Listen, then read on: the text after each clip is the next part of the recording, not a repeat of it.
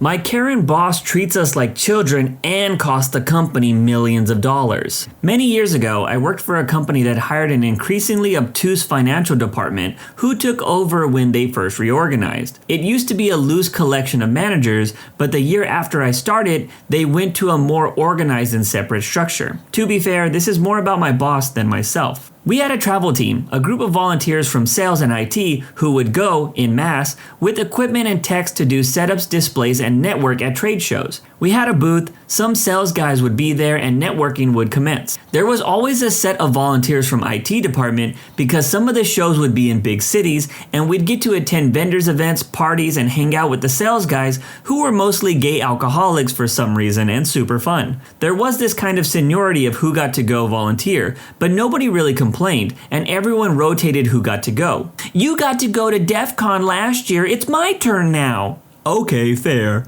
The travel team lead was also a volunteer position, but commonly someone higher up, like a manager. Their job was to orchestrate equipment, rentals, expenses, travel plans, convention center fees, and shipping. They also ended up getting a lot of the free stuff too, from sales and our partners, which they'd pass along to the travel team. It was all kind of a perk, to be fair, for everyone involved. But when the new director of finance started, she put in some new and strict policies. Some of their policies started with, travel team is no longer allowed to get reimbursed without explicit approval, and nobody was approved post-event. Travel team does not get a credit card of their own or even a company card. Travel team gets gift cards for a set amount, like $150, which was to be used for all expenses. Sadly, places we needed these for, like airlines, rental agencies, hotel rooms, gas pumps, and toll booths, did not accept gift cards. Financial denied that these were gift cards and even specifically disallowed people in meetings to refer to them as such.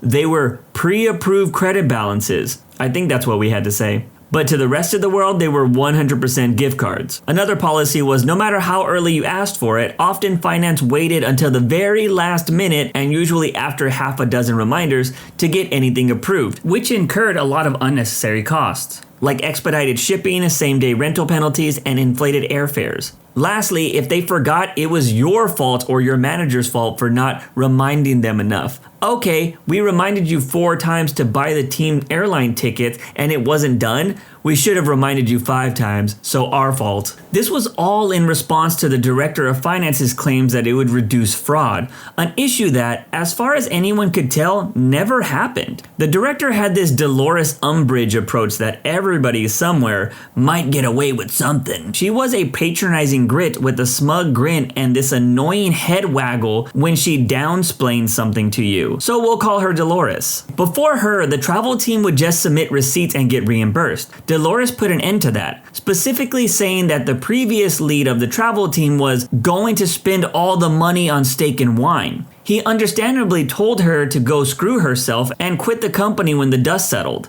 In his wake, Dolores used his free stuff from vendors as a shining example of stolen opulence and swag hoarding that she put an end to. Oh, behold the Almighty on his throne of airborne express stress squishies and free Uline catalogs. That left my manager to take over his duties, and he's never done the travel team before, so he wasn't really sure how it all worked and didn't push back on Dolores at first until he was forced to travel with the team. He was surprised that he didn't have an expense account or corporate card, and when he asked for one, he got the gift card. When he tried to use it, it was just rejected pretty much everywhere he needed it except various restaurants. He paid for everything else on his personal American Express card, including some stuff for the rest of the team, and was rejected for reimbursement because he didn't ask beforehand. He was on the hook for $40,000 in various things for the 2-week-long trip. Of course, he complained to top management. Dolores threatened to quit if she wasn't allowed to do her job, and top management had never had to deal with her before and were kind of wishy-washy about being the bad guy. Like, well, she says she let you use the gift card, so... And when my management said that they were rejected, Dolores said, he's just not trying hard enough. He's afraid of confrontation.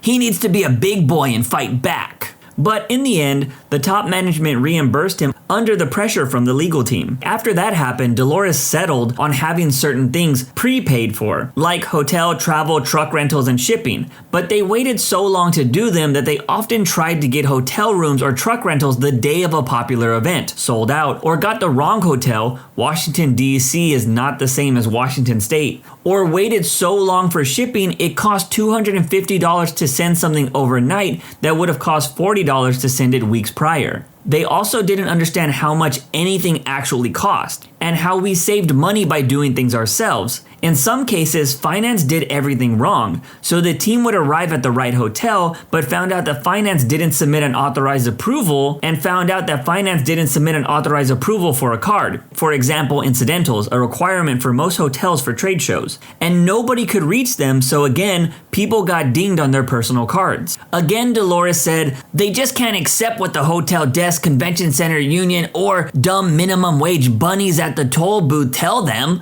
They need to fight back. We can't spoon feed and coddle these guys because they're too scared of conflict. Have you ever fought with the Jersey Turnpike toll booth collector? Yeah, neither had she. After 2 of these disasters, my manager said, just stop volunteering for these events. I will not approve time off for it. He declined being the travel lead for future trips because he just couldn't afford it. This was an unpopular move at best, but he told us, just wait, let her do her thing her way. He was a master of malicious compliance, and with no resistance, Dolores went into 5th gear with a smug grin. Now we're going to act like a real company. That leads to the next issue. Some of these travels were in major cities like Chicago, New York, Washington, D.C., etc. Dolores, again, said that people were just going to these events to get the company to pay for drinking vacations. Management was like, yeah, we wouldn't give volunteers otherwise. Well, Dolores didn't like that idea,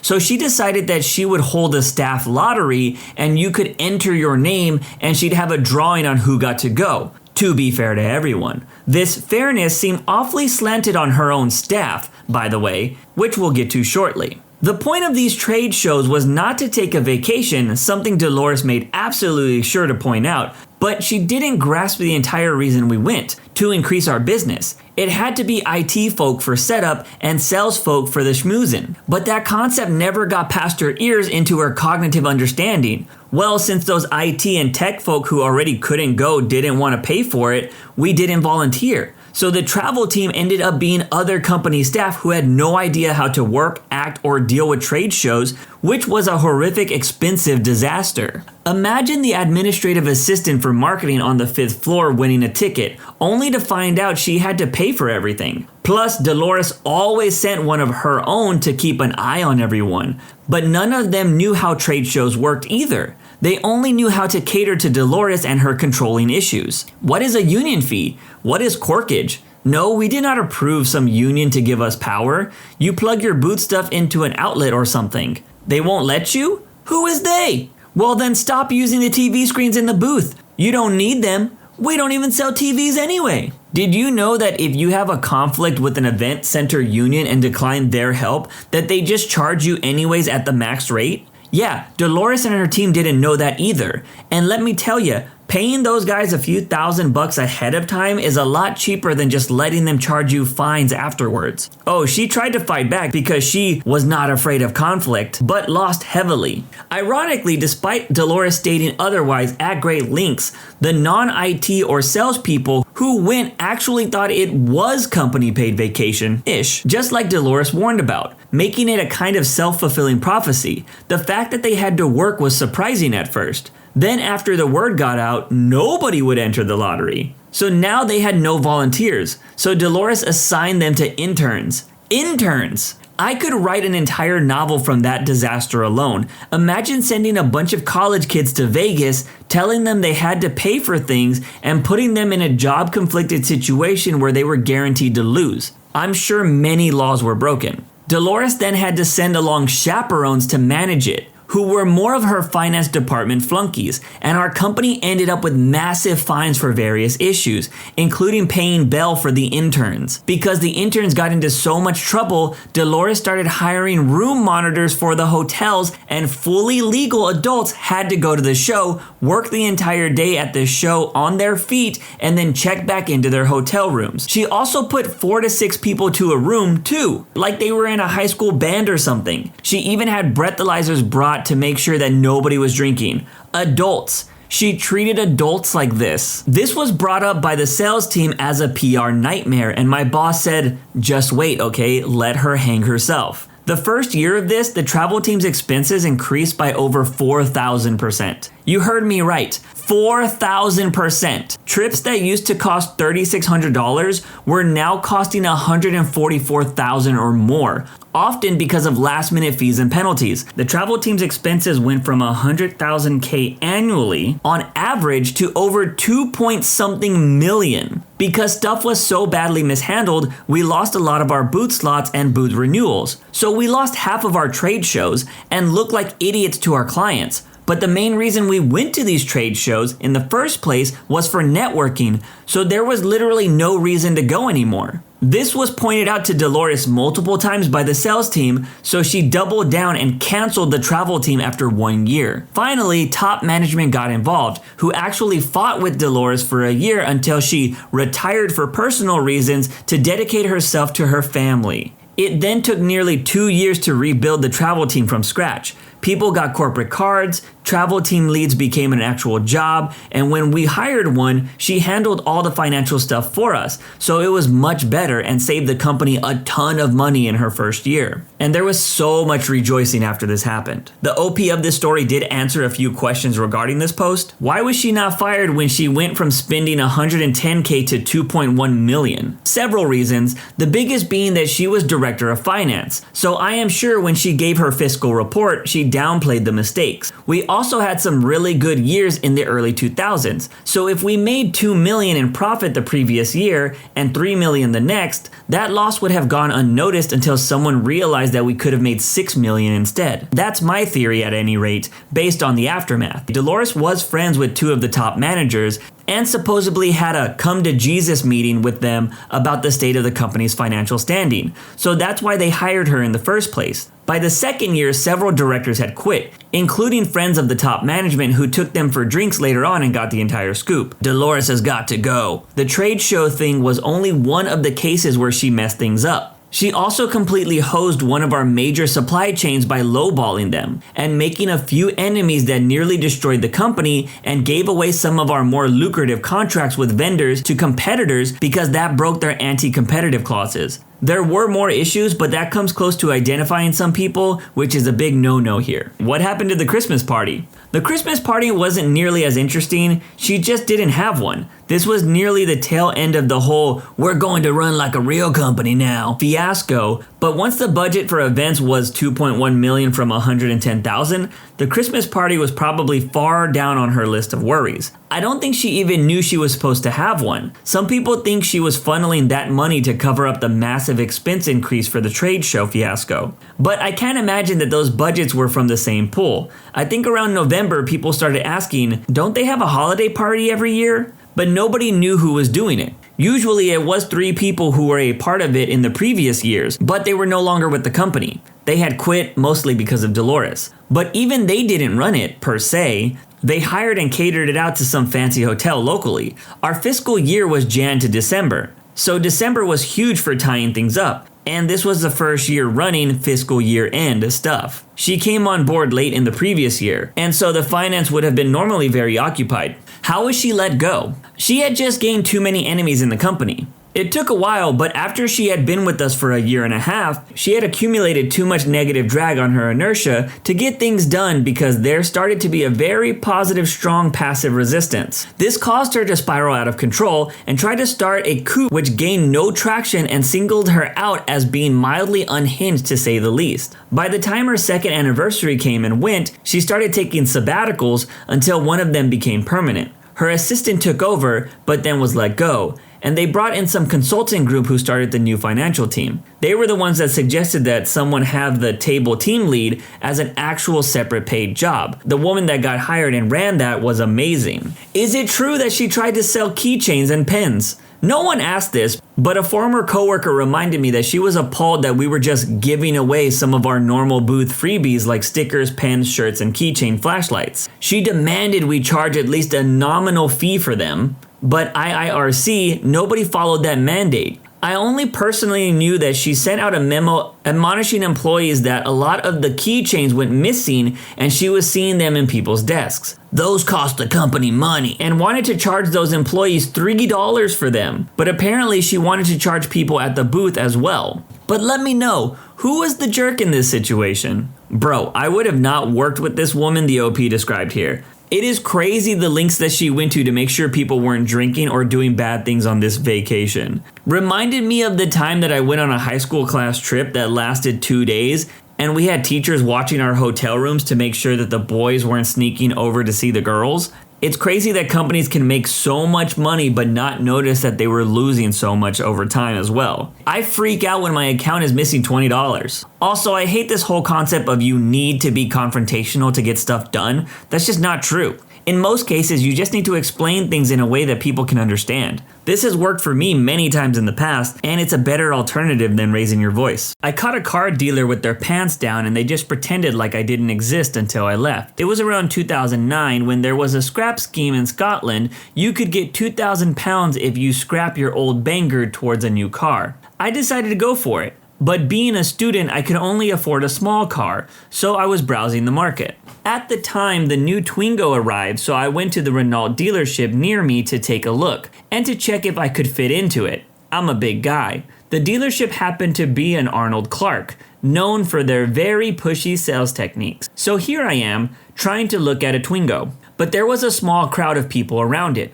While first generation Twingo was popular in Europe, it was not available in RHD, so the second generation was a brand new Brinton. I decided to look around and look what else they had to offer. I was looking at a Renault Silo when a salesperson approached me and asked if I'd like the car. I gave a polite non-committal answer as it was the cheapest version possible. No radio, wind-up mirrors, black bumpers, white paint, you know it. He said to me that this car is worth £13,000, but today only I could have it for $4,000 less. Moreover, they will offer me special insurance, so if my car is written off or stolen in the first year, I will get its full value for the moment of purchase back in cash. He offered to discuss this with me over a coffee, so since the crowd for the Twingo was still big, I said, why not? He sat me down at the table, made me a really nice latte, and went to bring me some leaflets. Meanwhile, one of his colleagues approached me to tell me in secret that he shouldn't be telling me this as they're on commission, but this is too great a deal to miss. Yes, they're that predictable.